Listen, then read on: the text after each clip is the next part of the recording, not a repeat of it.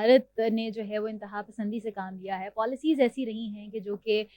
نہ صرف اپنے انٹرنل میٹرز کو لے کر یا اپنی جو مائنورٹیز کو لے کر انہوں نے تشدد کا نشانہ بنایا ہے بھارت نے، بلکہ خطے کے امن کو بھی ہمیشہ ہی نظر انداز کیا ہے۔ سو اب اگر بات کی جائے بھارت کی، تو معصوم فلسطینیوں کی نسل کشی میں بھی ملوث ہے بھارت۔ اور ایک رائٹر جن کا نام ہے اورندھتی رائے، انہوں نے پریس کانفرنس کرتے ہوئے یہ انکشاف کیا ہے کہ بھارت معصوم فلسطینیوں کو کی نسل کشی میں جو ہے وہ شامل ہے، اور باقاعدہ طور پر اسرائیل کو ویپنز پرووائڈ کیے جا رہے ہیں تاکہ میس کلنگ ہو سکے غزہ میں، مسلمانوں کو، خواتین کو، بچوں کو نشانہ بنایا جا سکے، ٹارگٹ کیا جا سکے۔ اور ہمیشہ ہی جنگ اور انتہا پسندی کو فروغ دیا ہے بھارت نے، اور یہاں بھی انہوں نے جو ہے وہ انتہا پسندی سے کام لیا ہے۔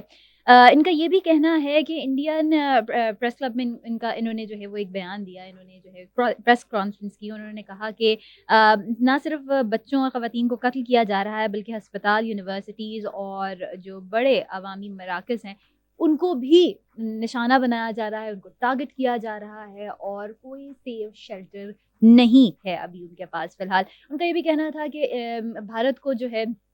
ڈس ایگری کرنا چاہیے تھا اس جینوسائیڈ کو لے کر، بھارت کو اس کے خلاف آواز بلند کرنی چاہیے تھی۔ امریکہ میں رہتے ہوئے جو لوگ ہیں وہ یونیورسٹیز میں یا مختلف جگہوں پر، سڑکوں پر اسرائیل کے خلاف احتجاج کر رہے ہیں، اور امریکہ کو پریشرائز کیا جا رہا ہے کہ وہ اسرائیل کو سپورٹ کرنا بند کرے۔ تو ایٹ لیسٹ بھارت کو اپنا سٹانس بہت کلیئر رکھنا چاہیے تھا، اور ہیومینٹی کو سب سے پہلے اولین ترجیح بنانی چاہیے تھی، لیکن سم واٹ سم ہاؤ جس طریقے کی بھارت کی پالیسیز رہی ہیں، ہم نے ہمیشہ سے دیکھا ہے کہ بھارت نے اس تمام ایسپیکٹ کو نظر انداز کیا ہے۔ وہ یہ بھی کہتی ہیں کہ ہمیں چاہیے تھا کہ فلسطین کے حق میں کھڑے ہونا چاہیے تھا، اور لیکن مودی سرکار نے اور جو انڈین گورنمنٹ ہے انہوں نے انتہا پسندی سے کام لیا۔ سو دس واز دی اپڈیٹ، اور اب تو یہ ثابت بھی ہو گیا ہے کہ